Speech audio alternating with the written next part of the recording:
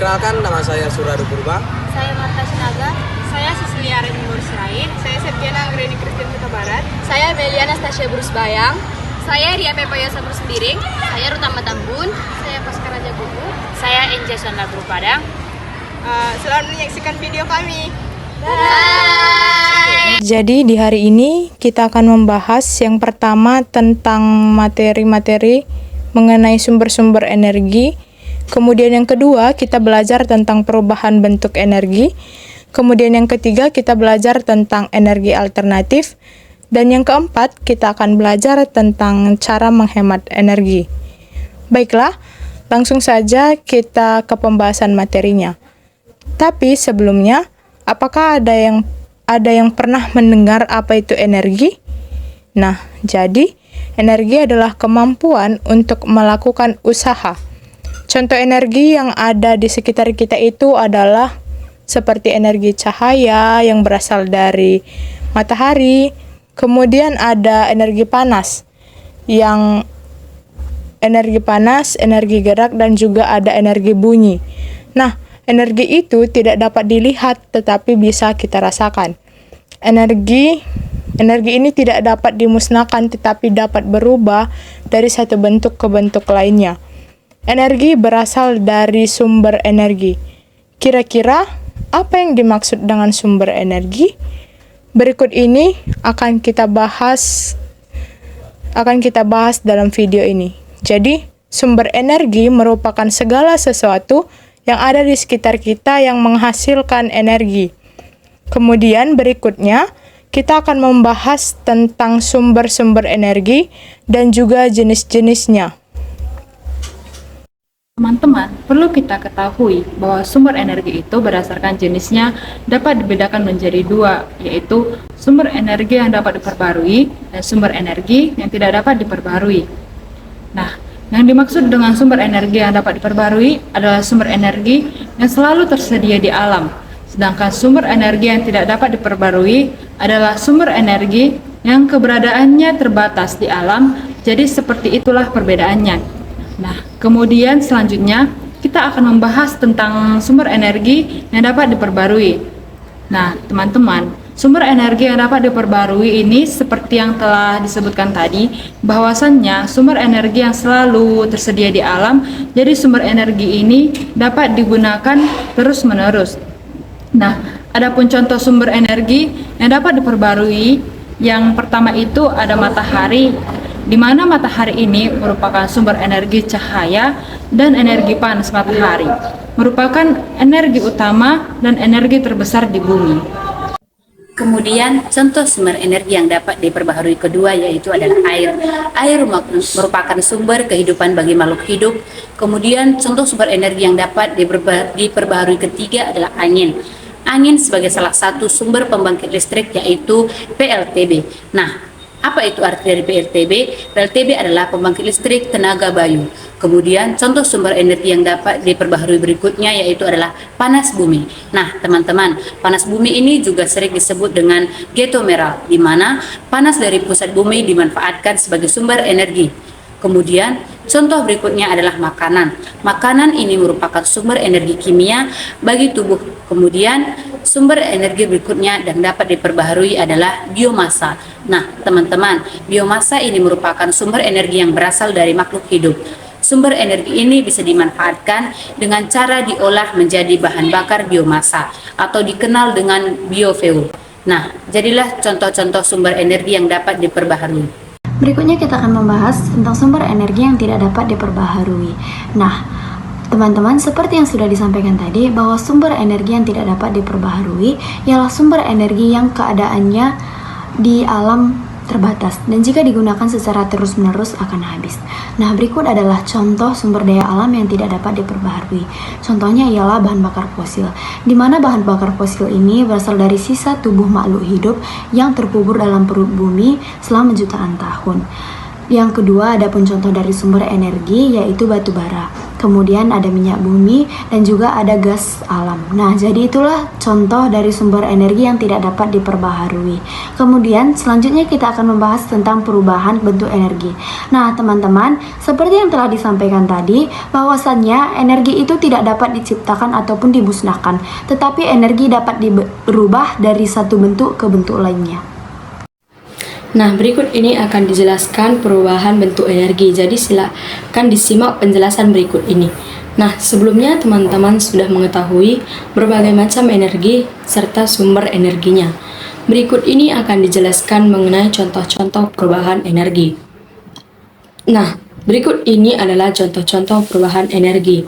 Yang pertama itu ada energi listrik menjadi energi cahaya. Contohnya itu adalah lampu. Nah, lampu yang semula tidak menyala, kemudian jika diberi listrik, maka akan menyala.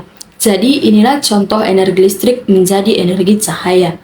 Kemudian ada yang kedua, yaitu ada energi listrik menjadi energi panas.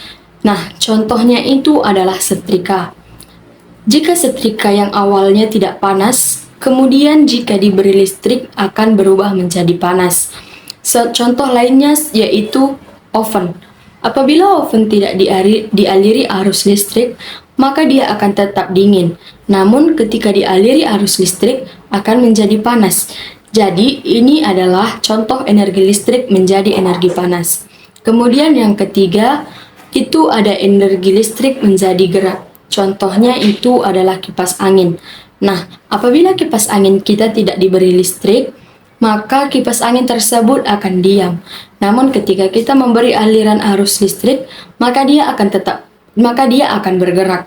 Begitu juga dengan mesin cuci. Ketika tidak dialiri arus listrik, mesin cuci tersebut akan diam. Namun ketika kita memberi arus listrik, maka mesin cuci tersebut akan bergerak. Nah, jadi itulah contoh dari energi listrik menjadi energi gerak.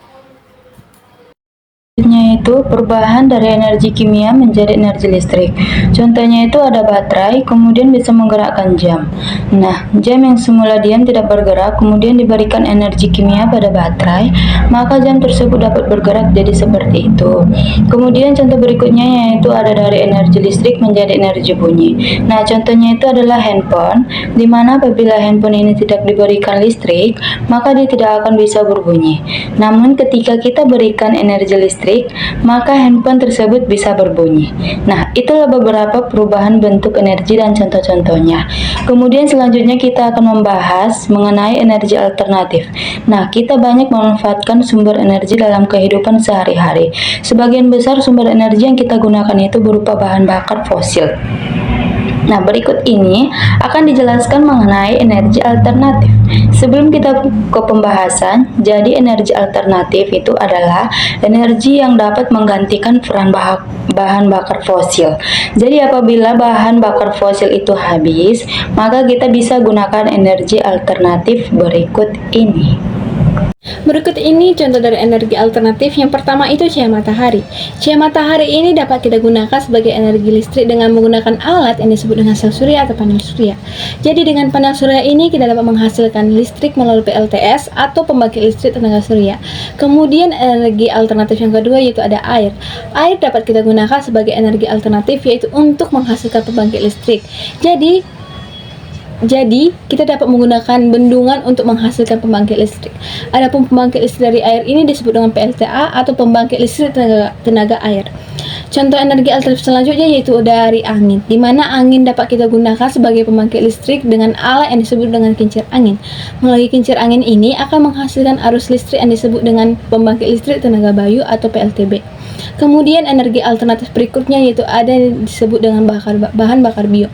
Bahan bakar bio ini berasal dari tumbuh-tumbuhan yang berasal dari tumbuhan biji yang mengandung minyak seperti biji jarak, biji bunga matahari, biji kelapa sawit, dan kedelai, di mana bahan bakar tersebut dikenal sebagai biodiesel.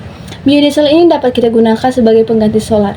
Selain tumbuhan biji yang mengandung minyak, ada juga tumbuhan singkong, ubi, jagung, dan sagu yang dapat diubah menjadi bioetanol. Bioetanol ini dapat kita gunakan sebagai pengganti bensin ataupun premium dengan cara pengolahan yang sedemikian rupa.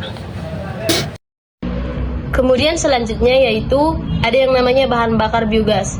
Nah, bahan bakar biogas ini biasanya berasal dari kotoran hewan ternak. Nah, bahan bakar tersebut dikenal sebagai biogas.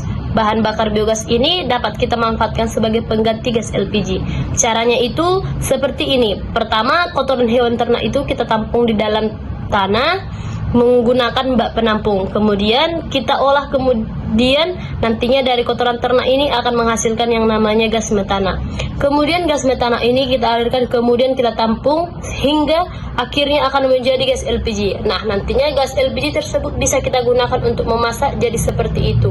Nah, itulah contoh-contoh energi alternatif dan juga pemanfaatannya. Kemudian selanjutnya kita akan membahas tentang bagaimana cara menghemat energi.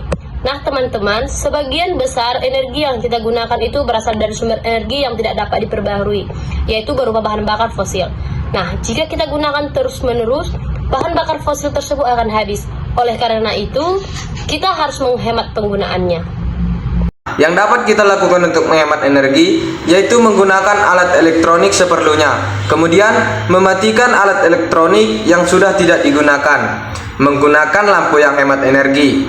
Maksudnya adalah ketika kalian sudah tidak menggunakan alat elektronik, misalnya kalian sudah selesai menonton, jangan lupa mematikan dan juga mencabut kabel televisi itu ya teman-teman. Kemudian selanjutnya cara yang kedua yaitu dengan menaiki kendaraan umum jika bepergian. Tujuannya yaitu untuk menghemat bahan bakar. Nah, jika menempuh jarak pendek, sebaiknya kita berjalan kaki ataupun menaiki sepeda saja ya teman-teman. Kemudian cara ketiga yaitu dengan cara membuat bak penampungan air. Dengan membuat bak penampungan air yaitu untuk menghemat listrik yang digunakan untuk pompa air. Jadi selain itu kita juga dapat menghemat penggunaan air. Kemudian cara yang keempat yang bisa kalian lakukan adalah menjaga kebersihan lingkungan untuk melindungi sumber daya alam di sekitar kita. Nah, kebersihan air, udara, dan tanah sangat berpengaruh pada ketersediaan energi. Nah, apabila teman-teman bisa menjaga kebersihan lingkungan, maka sumber daya alam di sekitar kita juga akan terjaga. Nah, itulah beberapa cara yang dapat kita lakukan untuk menghemat keberadaan energi. Video dari kami, semoga video ini dapat bermanfaat bagi teman-teman semuanya. Bye!